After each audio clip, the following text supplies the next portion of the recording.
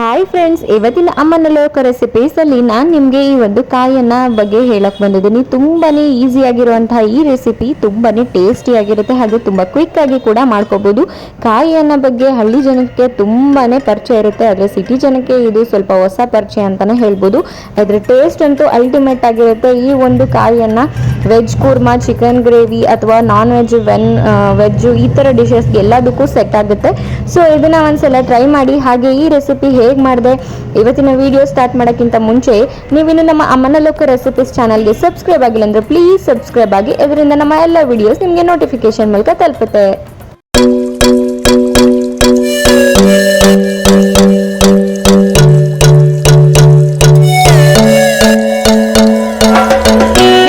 Usually ನಿಮಗೆ ಕಾಯಿಯನ್ನ ಅಂದರೆ obviously ನಿಮಗೆ ಗೊತ್ತಿರುತ್ತೆ ಕಾಯಿಯೇ ಇಂಪಾರ್ಟೆಂಟ್ ಅಂತ. ಹೌದು, ನಾನಿಲ್ಲಿ ಒಂದು ಮುಕ್ಕಾಲು ಹೋಳು ತೆಂಗಿನಕಾಯಿ ತುರಿಯನ್ನು ತುರಿದು ಇದರ ಒಂದು ಮಿಕ್ಸಿ ಜಾರ್ಗೆ ಹಾಕ್ತಿದ್ದೀನಿ. ಫ್ರೆಂಡ್ಸ್, ಈ ಒಂದು ಕಾಯಿ ಅನ್ನಕ್ಕೆ ಕಾಯಿ ತುಂಬ ಚೆನ್ನಾಗಿ ಜಾಸ್ತಿ ಇರಬೇಕು, ಹಾಗೆ ಎಣ್ಣೆ ಕಂಟೆಂಟು ಕೂಡ ತುಂಬ ಜಾಸ್ತಿ ಇರಬೇಕು. ಸೊ ನಾನಿಲ್ಲಿ ಒಂದು ಮುಕ್ಕಾಲು ಹೋಳಾಗುವಷ್ಟು ತೆಂಗಿನಕಾಯಿ ತುರಿಯನ್ನು ಮಿಕ್ಸಿ ಜಾರ್ಗೆ ಹಾಕ್ತಿದ್ದೀನಿ. ಇದ್ರ ಜೊತೆಗೆ ಸ್ವಲ್ಪ ನಾನಿಲ್ಲಿ ಮಸಾಲೆ ಐಟಮ್ಸ್ಗಳನ್ನ ಆ್ಯಡ್ ಮಾಡ್ತಾಯಿದ್ದೀನಿ.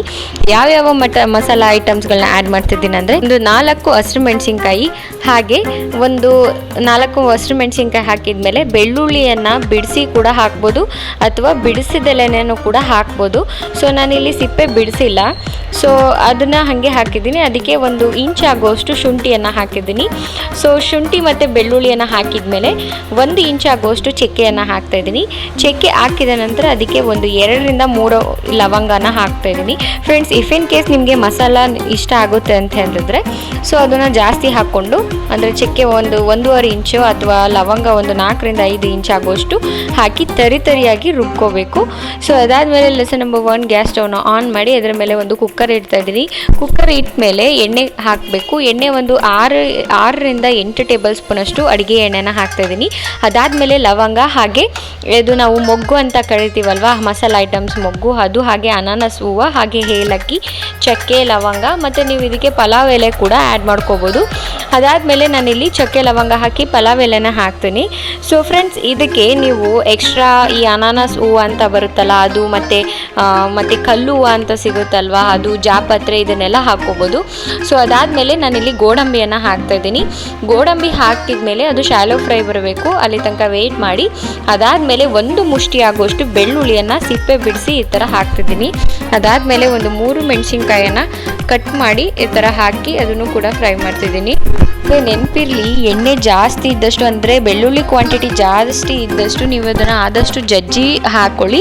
ಇಫ್ ಇನ್ ಕೇಸ್ ಅದು ಜಜ್ಲಿಲ್ಲ ಅಂದರೆ ಸಿಡಿಯುತ್ತೆ. ಬಟ್ ನಾನಿಲ್ಲಿ ಜಜ್ಜಿ ಹಾಕಿಲ್ಲ. ಯಾಕಪ್ಪ ಅಂತ ಹೇಳಿದ್ರೆ ಇದ್ರ ಜೊತೆಗೆ ನಾನು ಹಿಂದೆನೇ ಈರುಳ್ಳಿ ಹಾಕ್ತಾ ಇದ್ದೀನಲ್ವ, ಸೊ ಆದ ಕಾರಣ ನಾನು ಜಜ್ಜಿಲ್ಲ. ಸೊ ನೀವೇನಾದರೂ ಅಥವಾ ಚಿತ್ರಾನ್ನ ಅಥವಾ ಪುಳಿಯೋಗರೆ ಈ ಥರ ಏನಾದರೂ ಮಾಡ್ತಿದ್ದೀರ ಅಂದರೆ ಬೆಳ್ಳುಳ್ಳಿನ ಸ್ವಲ್ಪ ಜಜ್ಜಿಬಿಟ್ಟು ಹಾಕಿಲ್ಲ ಅಂದರೆ ಸಿಡಿಯೋ ಚಾನ್ಸಸ್ ಜಾಸ್ತಿ ಇರುತ್ತೆ.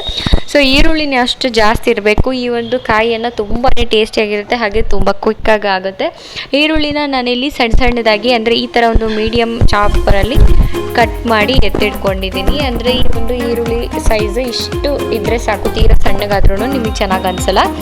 ಸೊ ಅದಾದಮೇಲೆ ಶಾಲೋ ಫ್ರೈ ಬರಬೇಕು. ನಾನು ಹೇಳೋದ್ನಲ್ಲ, ಈರುಳ್ಳಿ ಯಾವುದೇ ಒಂದು ಡಿಶಸ್ ನೀವು ಮಾಡ್ತಾ ಇದ್ದೀರ ಅಂದರೆ ಒಗ್ಗರಣೆ ಕರೆಕ್ಟಾಗಿರಬೇಕು, ಅಥವಾ ತರಕಾರಿಗಳು ಹದವಾಗಿ ಬೇಯಬೇಕು. ಆಮೇಲೆ ತುಂಬ ಫಾಸ್ಟಾಗಿ ಮಾಡೋಕ್ಕೋದ್ರೆ ಯಾವುದೇ ಅಡುಗೆ ಆಗಲಿ ಅದು ಚೆನ್ನಾಗಿ ಆಗಲ್ಲ. ಆ್ಯಂಡ್ ನೀವು ಅವಸರದಲ್ಲಿ ಅಥವಾ ಮೈಂಡು ಫುಲ್ಲು ಕನ್ಫ್ಯೂಸಲ್ಲಿ ಮಾಡಿಕೊಂಡು ಅಡುಗೆಗಳನ್ನ ಮಾಡೋಕ್ಕೋಗ್ಬಿಡಿ. ತುಂಬ ಫ್ರೀಯಾಗಿ ಎಂಜಾಯ್ ಮಾಡಿಕೊಂಡು ಈ ಒಂದು ಅಡುಗೆಗಳನ್ನ ಮಾಡಿ, ಹಾಗೆ ತುಂಬಾ ಟೇಸ್ಟಿಯಾಗಿ ಬರುತ್ತೆ. ಕೆಲವೊಂದಷ್ಟು ಜನ ನೀವು ಸ್ಟಾರ್ಟಿಂಗ್ ಈ ಥರ ಮಾಡ್ತಾಯಿದ್ರೆ ಏನೋ ಒಂದು ಡಿಶಸ್ ಅಂದರೆ ತುಂಬ ಕನ್ಫ್ಯೂಸ್ ಆಗಿಬಿಡ್ತೀರಾ, ಅಥವಾ ತುಂಬಾ ಏನೇನು ಮಾಡಬೇಕು ಅನ್ನೋದು ಗೊತ್ತಾಗಲ್ಲ, ಅಥವಾ ಜಾಸ್ತಿ ಹಾಕ್ಬಿಡ್ತೀರಾ, ಕಮ್ಮಿ ಹಾಕ್ಬಿಡ್ತೀರಾ. ಇಫ್ ಇನ್ ಕೇಸ್ ನಾನು ಹಾಕೋ ಕ್ವಾಂಟಿಟಿ ನಿಮಗೆ ಗೊತ್ತಾಗಲಿಲ್ಲ ಅಂದರೆ ಎಲ್ಲ ವಿಡಿಯೋದ ಡಿಸ್ಕ್ರಿಪ್ಷನ್ಸ್ ಬಾಕ್ಸ್ನ ಚೆಕ್ ಮಾಡಿ. ಅದರಲ್ಲಿ ನಾನು ಪ್ರತಿಯೊಂದು ವಿಡಿಯೋದೂ ಇಂಗ್ರೀಡಿಯೆಂಟ್ಸ್ನ ಹಾಕಿರ್ತೀನಿ. ಅಲ್ಲಿ ನೀವು ಅದನ್ನು ಅರ್ಥ ಮಾಡ್ಕೋಬೋದು, ಏನೇನು ಇಂಗ್ರೀಡಿಯೆಂಟ್ಸ್ನ ಹಾಕಿದ್ದೀವಿ, ನಾನು ಏನೇನು ಇಂಗ್ರೀಡಿಯೆಂಟ್ಸ್ ಹಾಕಿದೆ ನಿಮಗೆ ಗೊತ್ತಾಗಲಿಲ್ಲ ಅಂದರೆ ಅದನ್ನು ನೀವು ಅಲ್ಲಿ ಚೆಕ್ ಮಾಡ್ಕೋಬೋದು. ಸೊ ಈರುಳ್ಳಿ ಇಷ್ಟು ಬೆಂದಿದೆ ಅಲ್ವಾ, ಈ ಬೇಯಬೇಕಾದ್ರೆ ಈರುಳ್ಳಿ ಘಮ ನಿಮಗೆ ಗೊತ್ತಾಗುತ್ತೆ. ಪ್ರತಿ ಒಗ್ಗರಣೆದಲ್ಲೂ ಅಷ್ಟೇ ಈರುಳ್ಳಿ ಅಥವಾ ವೆಜಿಟೇಬಲ್ಸ್ ಏನಾದರೂ ಬೆಂದಾಗ ಹಸಿ ಸ್ಮೆಲ್ ಹೋಗಿ ಆ ಒಂದು ಘಮ ಮೂಗಿಗೆ ಬಡಿಯೋಕ್ಕೆ ಸ್ಟಾರ್ಟ್ ಆಗುತ್ತೆ. ಸೊ ಆವಾಗ ನೀವು ಅರ್ಥ ಮಾಡ್ಕೊಳ್ಳಿ ಅಂದರೆ ಇದು ಎಕ್ಸ್ಪೀರಿಯನ್ಸ್ ಇರೋರು, ಅಂದರೆ ಅಡುಗೆನ ಮಾಡಿ ಎಕ್ಸ್ಪೀರಿಯನ್ಸ್ ಇರೋರಿಗೆ ಇದು ಗೊತ್ತಾಗುತ್ತೆ ಬೆಂದಿದೆಯೋ ಇಲ್ಲೋ ಅಂತ. ಬಟ್ ಸ್ಟಾರ್ಟಿಂಗ್ ಮಾಡ್ತಿರೋರಿಗೆ ಇದು ಅಷ್ಟು ಗೊತ್ತಾಗಲ್ಲ. ಫಾರ್ ಎಕ್ಸಾಂಪಲ್ ನಾವು ಅಷ್ಟೇ ಸ್ಟಾರ್ಟಿಂಗ್ ಎಲ್ಲ ಕಲಿಬೇಕಾದ್ರೆ ನಮಗೂ ಗೊತ್ತಾಗ್ತಿರ್ಲಿಲ್ಲ. ಬಟ್ ಇವಾಗ ಅದು ಬೆಂದಿದೆಯೋ ಇಲ್ವೋ ಅಂತ ನೋಡಿದ ತಕ್ಷಣವೇ ಗೊತ್ತಾಗ್ಬಿಡುತ್ತೆ. ಸೊ ಅದಾದಮೇಲೆ ಇದಕ್ಕೆ ನಾವು ರುಬ್ಬಿದಂಥ ಮಸಾಲೆನ ಕೂಡ ಆ್ಯಡ್ ಮಾಡೋಣ. ಹಾಗೆ ಇವತ್ತಿನ ವಿಡಿಯೋ ಜೊತೆಗೆ ನಾನು ನಮ್ಮ ಚಾನಲಲ್ಲಿ ಯಾರು ಗಿಫ್ಟ್ ಹ್ಯಾಂಪರ್ಗಳನ್ನು ಗೆದ್ದಿದ್ದಾರೆ ಅವರ ನೇಮ್ಗಳನ್ನ ಕೂಡ ನಾನು ಎಕ್ಸ್ಪ್ಲೋರ್ ಮಾಡ್ತೀನಿ. ಅದಕ್ಕೋಸ್ಕರ ವೆಯ್ಟ್ ಮಾಡ್ತಾರೆ. ಹಾಗೆ ಇವತ್ತು ಗೆದ್ದಿರುವಂಥ 2 ಲಕ್ಕಿಯೆಸ್ಟ್ ಪರ್ಸನ್ಸ್ ಇರ್ತಾರೆ, ಅವ್ರ ನೇಮ್ ಕೂಡ ನಾನು ಹಾಕ್ತೀನಿ ಡಿಸ್ಕ್ರಿಪ್ಷನ್ ಬಾಕ್ಸ್ ಅಥವಾ ಲಾಸ್ಟ್ ವೀಡಿಯೋದಲ್ಲಿ ಅಥವಾ ನೆಕ್ಸ್ಟ್ ವೀಡಿಯೋದಲ್ಲಿ ಅದನ್ನು ಹಾಕ್ತೀನಿ, ನೀವು ಅದನ್ನು ಚೆಕ್ ಮಾಡ್ಕೋಬೋದು. ಸೊ ಅದಾದಮೇಲೆ ನಾನಿಲ್ಲಿ ರುಬ್ಬಿರುವಂಥ ಮಸಾಲೆಯನ್ನು ಹಾಕಿ ಅದಕ್ಕೆ ಸ್ವಲ್ಪ ನೀರನ್ನು ಹಾಕ್ತಾಯಿದ್ದೀನಿ. ಆ ಒಂದು ಮಸಾಲೆ ಇರುತ್ತಲ್ಲ ಅದು ಚೆನ್ನಾಗಿ ಎಣ್ಣೆಯಲ್ಲಿ ಬೇಯಬೇಕು. ಹಾಗೆ ನೀರು ಯಾಕೆ ಹಾಕ್ತಿದ್ದೀನಿ ಅಂದರೆ ಇದು ಅಕ್ಕಿ ಹಾಕ್ತೀವಲ್ವ, ಈಗ ಕಾಯಿಯನ್ನು ಹಾಕಿದ್ಮೇಲೆ ಅಂದಮೇಲೆ ಅಕ್ಕಿ ಹಾಕ್ತೀವಿ. ಸೊ ಅಕ್ಕಿ ಹಿಡಿಯೋಷ್ಟು ನಾನು ಫಸ್ಟೇ ನೀರನ್ನು ಹಾಕ್ತಿದ್ದೀನಿ. ಯಾಕಂತ ಹೇಳಿದ್ರೆ ಕೆಲವೊಂದಷ್ಟು ಜನ 2 ಥರದಲ್ಲಿ ಇದನ್ನು ಮಾಡ್ತಾರೆ. ಅಂದರೆ ಫಸ್ಟು ಕಾಯಿ ಹಾಕಿ ಅಥವಾ ನಾನು ಲಾಸ್ಟು ಒಂದು ವೆಜಿಟಬಲ್ ಪಲಾವ್ಗಳಲ್ಲೆಲ್ಲ ನಾನು ಅಕ್ಕಿಯನ್ನು ನೀರಲ್ಲಿ ಅಂದರೆ ಎಣ್ಣೆಯಲ್ಲಿ ಚೆನ್ನಾಗಿ ಹುರಿದು ಆಮೇಲೆ ನೀರು ಹಾಕ್ತಿದ್ದೀನಿ. ಸೊ ಇದು ಇನ್ನೂ ಒಂದು ಮೆಥಡು. ಇದು ನೀರು ಕುದಿಬೇಕಾದ್ರೆ ಅಕ್ಕಿಯನ್ನು ಹಾಕ್ತಾರೆ. ಇದು ನಾರ್ಮಲ್ ಪಾತ್ರೆಗಳಲ್ಲಿ ಅಥವಾ ಕುಕ್ಕರ್ಗಳಲ್ಲಿ ಮಾಡ್ದಲ್ಲೇ ನಾರ್ಮಲ್ ಪಾತ್ರೆಗಳಲ್ಲಿ ಈ ಒಂದು ಪಲಾವ್ ಎಲ್ಲ ಮಾಡ್ತಾ ಇರ್ತಾರಲ್ಲ ಅವರು ಇದೇ ಮೆಥಡಲ್ಲಿ ಮಾಡೋದು. ಸೊ ಅದಾದಮೇಲೆ ರುಚಿಗೆ ತಕ್ಕಷ್ಟು ಉಪ್ಪನ್ನು ಹಾಕ್ತಾಯಿದ್ದೀನಿ. ಉಪ್ಪನ್ನು ಹಾಕಿದ್ಮೇಲೆ ಅದು ಕುದಿ ಹತ್ತಿದೆ, ನಿಮಗೆ ಗೊತ್ತಾಗ್ತಿದೆ ಅನಿಸುತ್ತೆ. ಕುದಿ ಹತ್ತಿದ್ಮೇಲೆ ನಾನಿಲ್ಲಿ ಅಕ್ಕಿಯನ್ನು ಹಾಕ್ತಾಯಿದ್ದೀನಿ. ಪ್ರತಿಯೊಂದು ವೀಡಿಯೋದಲ್ಲೂ ಅಷ್ಟೇ ಅಕ್ಕಿ 1 ಕಪ್ ಹಾಕಿದರೆ ನೀರು ಪಲಾವ್ ಮಾಡ್ತಾಯಿದ್ದೀರಾ, ಇನ್ ಕೇಸ್ ವೆಜಿಟೇಬಲ್ ಪಲಾವ್ ಮಾಡ್ತಾಯಿದ್ದೀರಾ ಅಂತಂದರೆ ನೀರು ಸ್ವಲ್ಪ ಕಮ್ಮಿ ಹಾಕೊಳ್ಳಿ. 1-2 ಗ್ಲಾಸ್ ಹಾಕ್ತಿದ್ದೀರಾ ನೀರು ಅಂದರೆ 1 ಗ್ಲಾಸ್ ಆಗೋಷ್ಟು ನೀರನ್ನು ಹಾಕಿ ಅದಾದಮೇಲೆ ಚೆನ್ನಾಗಿ ಒಂದ್ಸಲ ಕೈ ಆಡಿ. ಯಾಕೆಂದರೆ ಉಪ್ಪು ಎಲ್ಲ ಹಾಕಿರ್ತೀವಲ್ಲ ಅದೆಲ್ಲ ನೀಟಾಗಿ ಹದವಾಗಿ ಎಲ್ಲ ಕಡೆ ಹರಡ್ಕೋಬೇಕು. ಅದಾದಮೇಲೆ ಕೊತ್ತಂಬರಿ ಸೊಪ್ಪನ್ನು ಹಾಕ್ತಿದ್ದೀನಿ. ಕೊತ್ತಂಬರಿ ಸೊಪ್ಪನ್ನು ಹಾಕಿದ ಮೇಲೆ ನೀವು ಇದಕ್ಕೆ ಎಕ್ಸ್ಟ್ರಾ ಯಾವುದೇ ಥರದ ಪುದೀನ ಸೊಪ್ಪು, ಕೆಲವೊಂದಷ್ಟು ಜನ ಪುದೀನ ಸೊಪ್ಪೆಲ್ಲ ಆ್ಯಡ್ ಮಾಡ್ತಾರೆ. ಆ ಪುದೀನ ಸೊಪ್ಪೆಲ್ಲ ಆ್ಯಡ್ ಮಾಡೋಕ್ಕೆ ಹೋಗ್ಬೇಡಿ, ಟೇಸ್ಟ್ ಚೆನ್ನಾಗಿ ಅನಿಸಲ್ಲ. ಅಂದರೆ ಕಾಯಿನ ಫ್ಲೇವರ್ ಹೊಡೆಯಲ್ಲ ನಿಮಗೆ, ಬೇರೆ ಥರ ವೆಜಿಟೇಬಲ್ ಪಲಾವ್ ಥರ ಅನ್ನಿಸ್ತಾ ಇರುತ್ತೆ, ಅಥವಾ ನಾರ್ಮಲ್ ಕುಷ್ಕ ಎಲ್ಲ ಮಾಡ್ತೀವಲ್ಲ ಆ ಥರ ಅನ್ನಿಸ್ತಿರುತ್ತೆ.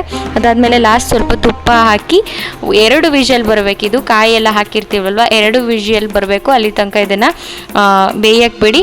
ಸೊ ಮೀಡಿಯಮ್ ಫ್ಲೇಮಲ್ಲೇ ಇಟ್ಟು ಬೇಯಿಸಿ. ಅದಾದಮೇಲೆ ವಾವ್ ಎಷ್ಟು ಚೆನ್ನಾಗಾಗಿದೆ ಅಲ್ವಾ. ಈ ಒಂದು ರೆಸಿಪಿ ತುಂಬಾ ಚೆನ್ನಾಗಿರುತ್ತೆ, ಚಿಕ್ಕ ಮಕ್ಕಳಿಂದ ದೊಡ್ಡವ್ರ ತನಕನೂ ಇಷ್ಟ ಆಗುತ್ತೆ. ಇದನ್ನು ಒಂದ್ಸಲ ನಿಮ್ಮ ಮನೇಲಿ ಮಾಡಿ. ಹಾಗೆ ನಿಮಗೆ ಯಾವ ರೆಸಿಪಿ ಬೇಕೋ ಅದನ್ನು ಕಮೆಂಟ್ ಸೆಕ್ಷನಲ್ಲಿ ತಿಳಿಸಿ ಅಂತ ಹೇಳ್ತಾ ಫ್ರೆಂಡ್ಸ್, ನಾನು ನನ್ನ ಮುಂದಿನ ವೀಡಿಯೋ ಜೊತೆ ಸಿಗ್ತೀನಿ. Take care all.